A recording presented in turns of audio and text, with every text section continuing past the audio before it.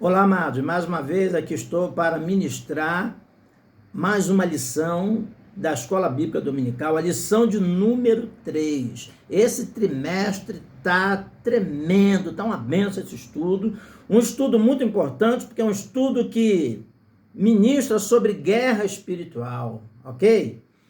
Então, terceiro trimestre, os ataques contra a Igreja de Cristo.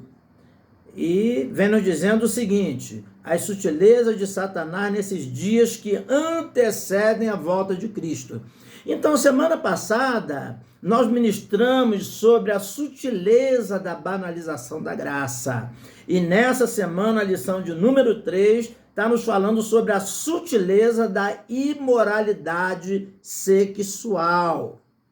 Então, temos aqui o texto áureo e também a verdade prática. O textuário diz o seguinte: fugir da prostituição. Todo pecado que o homem comete é fora do corpo, mas o que se prostitui peca contra o seu próprio corpo. 1 Coríntios capítulo 6, versículo 18. E a verdade prática: as escrituras condenam toda forma de prática sexual fora da esfera do casamento constituído por Deus.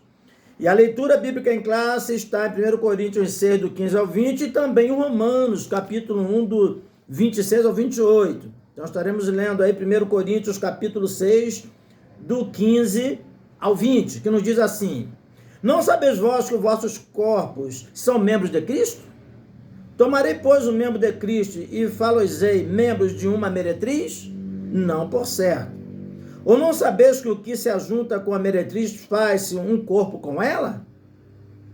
Porque serão, disse, dois numa só carne.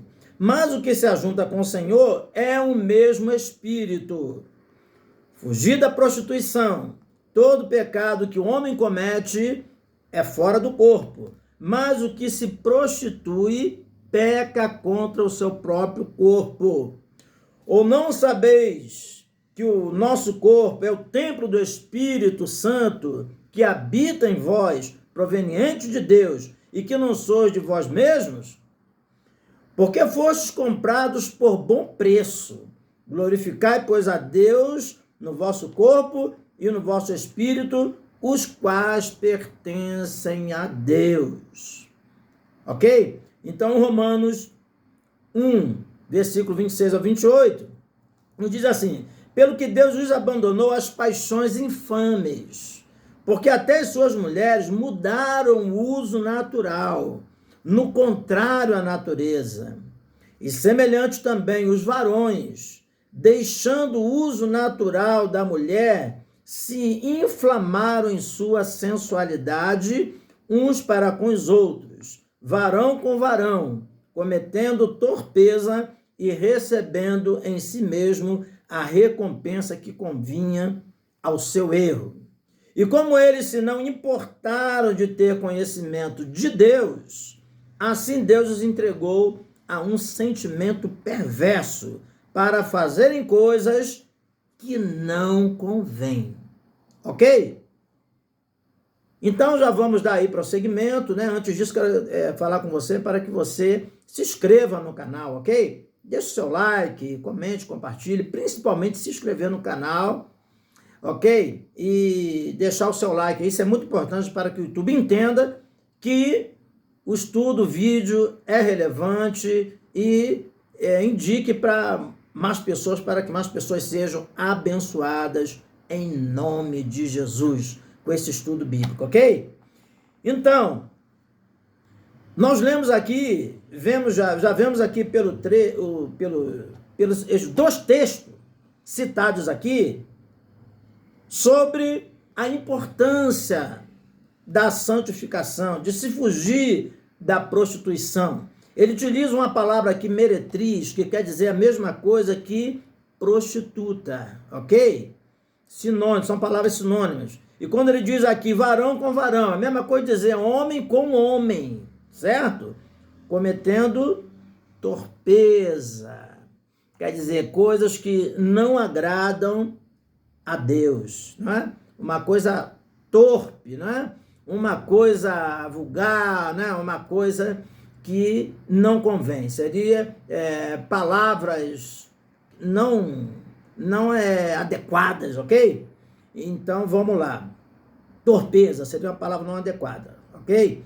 E no caso aqui, cometer um torpeza seria um ato não adequado, né? Um ato que inspira maldade, inspira malícia, inspira coisa que não presta, ok? Só para a gente nos situar melhor aqui nessa leitura bíblica. E também o texto áureo, que já nos diz aqui, fugir da prostituição. Então ele está dizendo, foge, não enfrente, ok? O diabo, a Bíblia manda expulsar em nome de Jesus, está lá, em Marcos capítulo 16, ok? Expulsar os demônios, né? Agora, já quando se trata da prostituição, desse pecado, a Bíblia manda fugir, ok? Para não cair. E ele diz, as Escrituras condenam toda forma de prática sexual fora da esfera do casamento. Nós vamos ver aqui mais à frente que o casamento é, claro, instituído entre um homem e uma mulher, ok? Então vamos lá para a introdução. A introdução aqui já nos fala algo aqui muito interessante, ok? Que fala o quê? Abordaremos questões referentes à sexualidade. Práticas antivistas como pecaminosas e até mesmo criminosas passaram a ser tratadas com naturalidade e normalidade. Por exemplo, o sexo antes do casamento e entre pessoas solteiras era visto como fornicação. Passou a ser uma prática cada vez mais aceita e tolerada da mesma forma. E da mesma forma, ou melhor, o adultério, que foi tratado como crime, também passou a ser visto com naturalidade, bem como a normalização da homossexualidade. Então, são coisas que estão sendo vistas como normais. E, biblicamente, não é normal, porque a Bíblia reprova a fornicação, quer dizer, o sexo entre pessoas solteiras. Também reprova o adultério, que é uma relação sexual de pessoas casadas, ok? Pessoa que tem um seu casamento, mas tem uma relação fora do casamento. Então isso é reprovado biblicamente. E a homossexualidade é uma união entre homem e homem, homem com homem, e mulher com mulher. Conforme já lemos aqui, né? Varão com varão, né? Cometendo torpezas, né? Coisas que não convêm. A Bíblia diz imundícia. Então, biblicamente, tudo isso é reprovado. Então, nós, como Igreja de Cristo, não podemos ter como uma coisa normal, ok? Então, essa é a introdução. A revolução sexual. Um novo paradigma para a sociedade. Então, paradigma quer dizer um padrão, um conceito. Então, se criar um novo padrão, um novo conceito, uma nova forma, vamos dizer assim, de agir, de olhar, né? Essa prática. Então, nos diz aqui, o paradigma judaico-cristão moldou a cultura ocidental durante séculos. Então, durante muito tempo, esse paradigma, essa cultura, né, judaico-cristã moldou a geração durante tempos, durante séculos. Porém, hoje nós vemos que a coisa está bem diferente. Então, diz assim, dentro deste modelo cultural, os valores morais prevalecentes eram aqueles extraídos da Bíblia. Então, antigamente se dava valor à Bíblia, não é? Se baseava a moralidade através da Bíblia. As pessoas tinham aquela preocupação, não é? do casamento, de casar até mesmo virgem, né? Hoje se fala em casar, uma moça, um rapaz falar em casar virgem, isso é motivo de dizer que a pessoa é cafona, que está fora do padrão da sociedade. Então, tudo isso é a modificação de uma cultura que, na verdade, a Bíblia aprova, certo? A santificação, esse tipo de comportamento. Então, nos diz aqui, as relações sexuais deveriam ser heterossexuais e monogâmicas, conforme já falamos. Heterossexual é entre um homem e uma mulher, certo? Monogâmica, então já está dizendo uma só mulher, né, com um só homem, ok? Então, prosseguindo aí, nós temos aí Gênesis 27, ok? Que Gênesis 1, 27 diz assim: e criou Deus o homem à sua imagem, a imagem de Deus o criou, macho e fêmea os criou. Então é o que nós abordamos, que nós falamos ainda há pouco. Havia, portanto, uma visão conservadora sobre a forma como a sexualidade devia ou deveria se expressar, ok? Então esse é o subtópico de número 1. Primeiro tópico, evolução sexual. E esse primeiro subtópico, um novo paradigma para a sexualidade. Agora vamos para o segundo subtópico, que nos diz assim, a quebra de um tabu. Então, a partir mais ou menos lá dos anos 1960, o Ocidente passa por grandes mudanças sociais. Os movimentos de contestação começaram a contestar a moralidade, né? O conservadorismo da família. Então a sociedade, o mundo começou a questionar isso aí, ok? Nos diz, principalmente da moral cristã, ganham cada vez mais visibilidade, essa contestação. Com a chegada da TV, a contracultura chega com mais força e de uma forma muito mais presente nos lares. A televisão. Os historiadores disseram, por exemplo, que a contracepção e a nudez em público e outras formas de alternativa de sexualidade, bem como a legalização do aborto. Então, vemos aí que um bocado de coisa veio na contramão da palavra, uma contestação, né? Um mundanismo. Com a TV começou a proliferar cada vez mais esses tipos de comportamento, certo? Com a mídia. Então, nos diz aqui, a partir dessa forma, a sexualidade, conforme defendida pelo cristianismo, passou a ser considerado um tabu a ser quebrado. Então, dessa forma. Prosseguindo, a partir dos anos 1980, cresce a indústria pornográfica, aí que a coisa se torna pior. Começa a pornografia, a nudez, sendo expostas de uma forma acelerada e cada vez mais essas coisas vão acelerando e vão tendo como coisa normal, né? Coisa que na verdade não é normal. Relação sexual antes do casamento torna-se uma prática cada vez mais aceita. Isso agora já a partir dos anos de 1980. Observa que nós estamos no ano de 2022. Sentindo a pressão social e cultural, muitos dentre os evangélicos passam a fazer concessões a essa nova moralidade, ok? Então, infelizmente, até mesmo no nosso meio, nos evangélicos, muitos passam a ceder essa cultura. Mas quando nós vemos no livro de Romanos, capítulo 12, nos diz lá que nós devemos apresentar os nossos corpos em sacrifício vivo, santo e agradável a Deus e não nos conformarmos com este mundo pela renovação da nossa mente, do nosso espírito, não é? Para que entendamos qual seja a boa, agradável e perfeita vontade de Deus. Então, a Bíblia anda na contramão. Então, nós, como cristãos, também precisamos admitir a Bíblia Sagrada, ok? E não simplesmente nos deixamos levar pelos ventos de doutrina. Não podemos nos deixar influenciar pela contracultura, pelo mundanismo. E sim, nós é que temos que influenciar o mundo para resgatar as vidas, as pessoas da maldição, do pecado e trazê-las para Cristo. Então, sentindo a pressão social e cultural, muitos negros evangélicos passam a fazer concessões a essa moralidade. A relação sexual entre pessoas solteiras, o relacionamento extraconjugal, isso quer dizer o adultério, a homossexualidade, passam a ser vistos com mais naturalidade.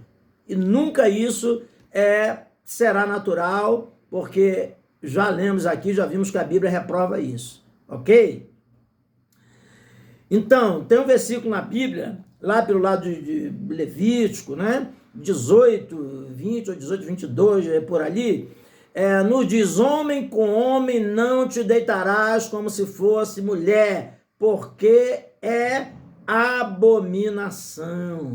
Isso quer dizer, é abominável aos olhos de Deus. Então, a questão aqui não é uma discriminação. Muito pelo contrário, nós precisamos amar os homossexuais, as homossexuais. Porém, o pecado aborrece a Deus, ok? A Bíblia vai contra, ok? Todos esses preceitos aí. Então, vamos prosseguir aqui. Nós temos agora o tópico 2. O tópico 2 nos diz as principais distorções da sexualidade sadia, ok? Então, o subponto, né, o subtópico, nos fala, primeiro, a prática da fornicação. No contexto evangélico, o termo fornicação passou a ser entendido como uma prática não aceita e reprovável do sexo antes do casamento, conforme falamos anteriormente, o sexo realizado entre pessoas solteiras. Então,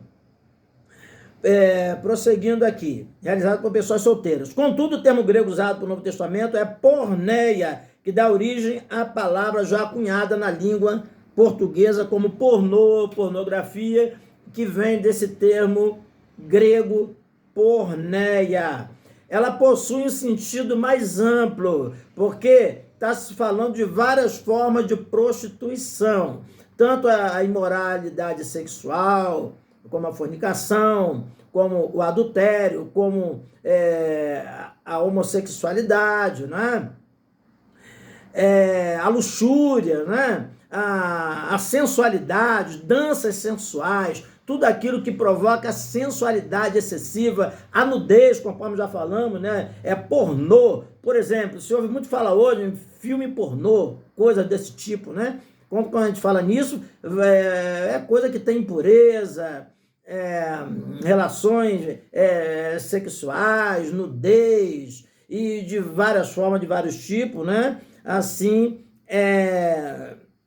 banalizando essa questão do sexo, foi uma coisa instituída por Deus, porém para o casamento. Então, nos diz aqui, incluindo adultério, prostituição, impureza, fornicação. Então tá aí, 1 Coríntios, capítulo 6, versículo 18, conforme já lemos lá, ok? Fugir da prostituição, porque todo pecado como comete é fora do corpo, mas que prostitui, peca contra o seu próprio corpo, né? E depois ele diz: não sabeis vós que o vosso corpo é templo do Espírito Santo, que o Espírito Santo habita em vós? Então, prosseguindo, nós temos aqui Romanos 1, 26, que diz assim: pelo que Deus abandonou as paixões infames, porque até as suas mulheres mudaram o uso natural, no contrário à natureza, ok? Então, nós vemos aí falando que não é uma relação natural, homem com homem e mulher com mulher, ok? Porque já lemos anteriormente aí, Gênesis 1, 27, que nos fala sobre macho e fêmea. Então, subtópico 2, adultério. Não é crime. Na nossa legislação, na nossa Constituição, não é mais crime. Porém, é pecado. Biblicamente, é pecado, ok? Então, nos diz aqui, o adultério já foi considerado crime pela legislação brasileira até a revogação da lei que o regulamentava, ok? Então, nós temos, biblicamente, algumas passagens aqui que vai nos mostrar claramente, ok? Essa questão aqui, quando ele diz aqui, quando o rei Davi adulterou com Batseba, o profeta Natan mandou, a mando de Deus, condenou de forma dura o ato pecaminoso, ok?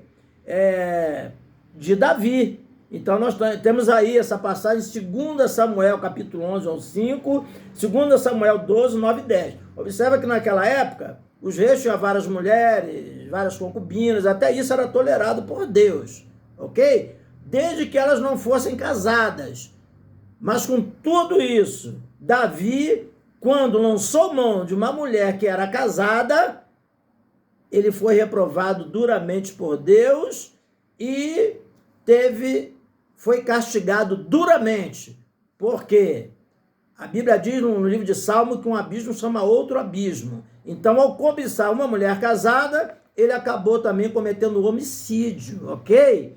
Facilitando assim a morte do marido desta mulher, colocando ele na frente de uma guerra sem que ele tivesse preparação para isso, e mandando que a retaguarda, né, o general lá com os soldados que estava fazendo a cobertura daqueles soldados de frente, saísse daquela retaguarda e desprotegesse. Então, uma coisa que não se observa é que, nesse caso aqui, Davi não provocou somente a morte de Urias, ele provocou a morte de vários soldados ali. Quando o general sai da retaguarda e deixa que vários soldados ali morressem, inclusive Urias, que na verdade a visão dele era Urias, certo? Mas ele ainda provocou a morte de muitos outros. Então Davi foi punido por Deus duramente por causa deste comportamento. Então nem o rei Davi, não é? Que Deus falou que era segundo o coração de Deus, mas nesse momento Deus reprovou duramente esse comportamento dele, ok? Então, a história prossegue, né? Depois vai mais por diante. O primeiro filho que nasce dele morreu com essa mulher de Urias, e Davi foi duramente castigado na sua família, ok? Então, vamos lá prosseguir, ok? Para nós ganharmos tempo. Então, nós temos aqui algumas passagens que vai nos dar advertência sobre isso. Provérbios 5, do 1 ao 23, nos dá ali a advertência. Jesus e os apóstolos condenaram o adultério em Mateus, capítulo 5, em 1 Coríntios, capítulo 6, versículo 9. 1 Coríntios 6, 9, está escrito assim: não sabeis que os injustos não herdarão o reino de Deus? Aí, lá no 1 Coríntios, capítulo 6, versículo 10 a seguir, diz assim: não erreis, nem os devassos, nem os idólatras, nem os adúlteros, nem os efeminados. Então aqui está falando o quê? Sobre os homossexuais, ó. Nem os sodomitas, ok? Aqueles que seguem aquelas práticas sexuais ilícitas, né? Que vem do termo Sodoma, que havia muitos homossexuais lá. Então, esses sodomitas aqui atingem pessoas casadas também. Tem pessoas que se valiam muito aí, porque tá casadinho, tá bonitinho, né? Mas, muitas das vezes, a prática sexual tá fazendo coisas antibíblicas. A pessoa pode estar casada com a sua mulher, todo direitinho, mas em 4 paredes, né? Biblicamente, esse provérbio que diz que em 4 paredes vale tudo, isso daí da Bíblia não funciona, ok? A Bíblia diz que os sodomitas não herdarão o reino dos céus, ok? Então, estão relacionados aí no mesmo nível dos homossexuais, hein? Então, é muito bom frisar isso aí, né? Vê que ele fala, nem os efeminados e nem os sodomitas. Então, os sodomitas aqui está atingindo um sentido amplo, ok?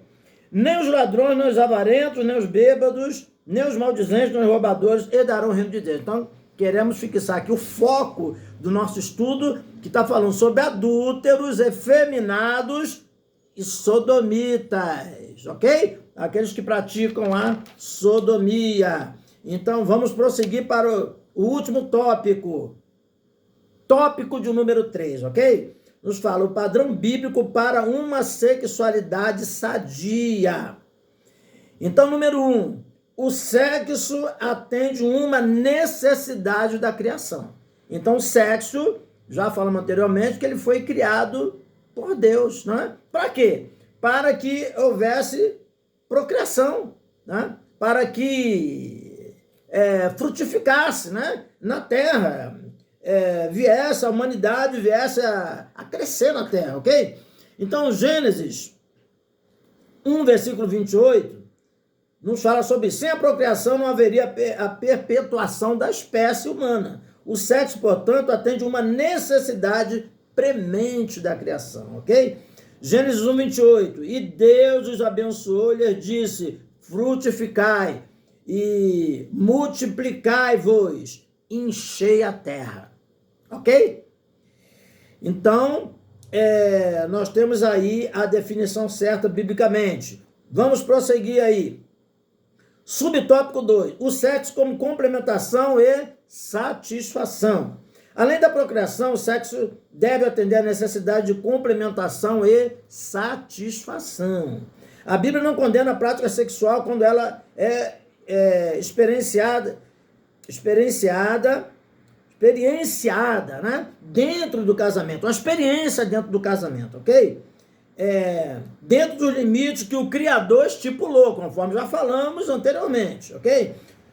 Do casamento. Então temos aí Mateus 19, versículo 5, que está escrito: e disse, portanto, deixará o homem pai e mãe e se unirá à sua mulher e serão dois numa só carne. Então são os dois, ok? Não pode haver um terceiro, não pode haver uma terceira, ok? Então o casamento é monogâmico entre um homem e uma mulher. Então vamos lá, vamos prosseguir. Então a maneira que o Criador deixou para guardar o casal contra as mais diferentes formas de impureza, como a fornicação, o adultério, a homossexualidade e o sodomismo também, né? Como falamos ainda há pouco. Foi o sexo monogâmico e heterossexual. Contudo, convém dizer que o sexo no casamento não deveria ser visto como um fardo, mas como um espaço no qual um se complementa ao outro. Também não deve ser visto apenas como um dever ou obrigação a ser praticado, de forma mecânica e sem amor. Então, o sexo deve ser praticado no casamento e com amor, não de forma mecânica, né? Então, a Bíblia diz lá em 1 Coríntios, no capítulo 7, não defraudeis um ao outro, senão por consentimento mútuo. Então, o sexo no casamento, ele é importante, né? Então, nem o homem deve privar a mulher do sexo e nem a mulher deve privar o homem do sexo, ok? Então, é um compromisso que os dois devem combinarem e devem se ajustarem nessa questão aí, porque é importante para a união do casal, ok? Deve ser feito com amor, de forma que o casal se sinta satisfeito e realizado. Então temos aí Provérbio, capítulo 5, versículo 18 e 19, olha o que é que diz aqui, ó. Seja bendito o teu manancial e alegre-te com a mulher da tua mocidade, como serva amorosa e gazela graciosa, sacia-te os teus seios em todo o tempo e pelo seu amor ser atraído perpetuamente. Então tá aí o que pode, né, ser feito no sexo dentro do casamento e o que não pode, não é? Então a Bíblia é bem clara nessa questão, ok? É só a gente examinar cuidadosamente. Então vamos lá. Subponto 3. O pastoreio cristão e a prática homossexual. Mesmo reprovando o comportamento homossexual por ser incompatível com os valores cristãos, a igreja não deve de forma alguma deixar de enxergar a pessoa do homossexual como alguém que foi feito à imagem e à semelhança de Deus, conforme já lemos em Gênesis 1, 26. Né? Façamos o homem conforme a nossa imagem, conforme a nossa semelhança. Gênesis capítulo 1, versículo 26, a parte A do versículo. E que, portanto, também por ele é amado. João 3,16. Porque Deus amou muito a maneira que deu seu Filho unigênito, o Filho único, para que todo aquele que nele crê não pereça, mas tenha a vida eterna. Então, Jesus Cristo, ok? Deus deu que ele morresse por todo mundo, pelo homossexual, pelas lésbicas, pelos efeminados, pelos sodomitas, pelos ladrões, pelos perjúrios, pelos blasfemos, pelos desobedientes aos pais, enfim, pelos traficantes, por todo mundo, ok? Então Deus deu seu Filho para morrer por todo mundo. Então é necessário que abrace esta graça, né? Aceite Jesus Cristo para ter seus pecados perdoados, ok? Então vamos prosseguir. A igreja, portanto, não deve rejeitar o homossexual, como não deve rejeitar demais pessoas que agem de forma contrária aos valores cristãos, ok? Então, nos diz aqui, ensina e ordena a abstinência da prática por parte daqueles que se converteram à fé cristã. Então, se já se converteu à fé cristã, se já é um cristão, então agora precisa mudar de vida. Assim como 2 Coríntios capítulo 5, que está escrito, não é? Se alguém, versículo 17, se alguém está em Cristo, nova criatura é, as coisas velhas se passaram, e eis que tudo se fez novo. Então a pessoa deve agora mudar. Venha como estás, mas depois a pessoa vai passando por um processo de santificação. Apocalipse, lá pelo capítulo 21, né, 22, 21, né? E está escrito lá, quem é limpo, limpe-se ainda. Quem é puro, purifique-se ainda. Ok? Então vamos lá, vamos prosseguir. Por outro lado, acredita-se que o Evangelho é poderoso para transformar todo que crê em Jesus como Salvador, e isso inclui os homossexuais. Então, os homossexuais, eles podem ser transformados, porque a Bíblia não admite que o homossexual é algo genético. A Bíblia coloca que é comportamento, e nem mesmo a ciência, até hoje, não conseguiu provar que alguém nasce homossexual. Ninguém nasce homossexual. A pessoa adquire comportamento homossexual, ok? Então Jesus veio também para os homossexuais. Jesus veio para todos. É tão somente se arrepender, se converter, aceitar Jesus e abandonar essas práticas abomináveis aos olhos do Senhor, ok? Assim como as outras práticas também. O adultério, o sodomismo, tudo isso aí, a fornicação e tudo mais. Conclusão. Nesta lição aprendemos sobre 3 dos principais devido ao modelo da sexualidade bíblica: a fornicação, o adultério e a homossexualidade. E também incluímos aqui a sodomia, ok? Conforme nós lemos lá no livro de Romanos, lá pelo capítulo 1, versículo 26, 27, por ali, conforme já lemos anteriormente no decorrer aqui da lição, ok? Essas práticas pecaminosas têm ganhado cada vez mais espaço na sociedade nas últimas décadas. Muitos crentes têm negligenciado o ensino bíblico e também se rendido a essas sutilezas pecaminosas. Qualquer prática sexual fora do modelo bíblico traz consequências morais e espirituais. Deus quer que vivamos o sexo no padrão por ele estabelecido, o que de fato vai nos fazer realizados e plenificados. Então, de uma forma plena. Então, esse é o sentido do casamento, ok? A procriação, ok? A perpetuação da raça humana e, ao mesmo tempo, para a satisfação do casal, ok? Tanto do homem quanto a mulher, ok? Por isso precisa haver esse tipo de comportamento, de um procurar satisfazer o outro também no relacionamento, ok?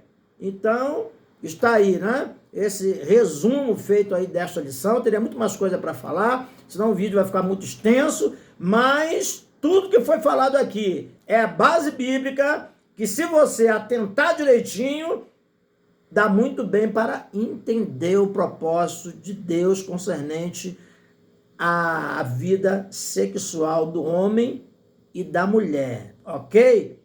Então, combater a imoralidade sexual é algo importante, precisa ser combatido à luz da Bíblia para resgatar as pessoas do pecado, resgatar do mundanismo, trazer para Cristo e assim para que tenham salvação e vida eterna em Cristo Jesus. Então, que o Senhor te abençoe e te guarde, que o Senhor levante o seu rosto sobre ti e tenha misericórdia de ti, que o Senhor sobre ti levante o seu rosto e te dê a paz. Então, que Deus te abençoe e semana que vem tem mais, ok? É o melhor, ainda no decorrer dessa semana, nós estaremos ministrando aí a próxima lição, que nos fala sobre a sutileza da normalização do divórcio. Que Deus abençoe a todos, em nome de Jesus. E não se esqueça, se inscreva no canal, ok? Deixa seu like, porque isso é importante, em nome do Senhor Jesus. Amém.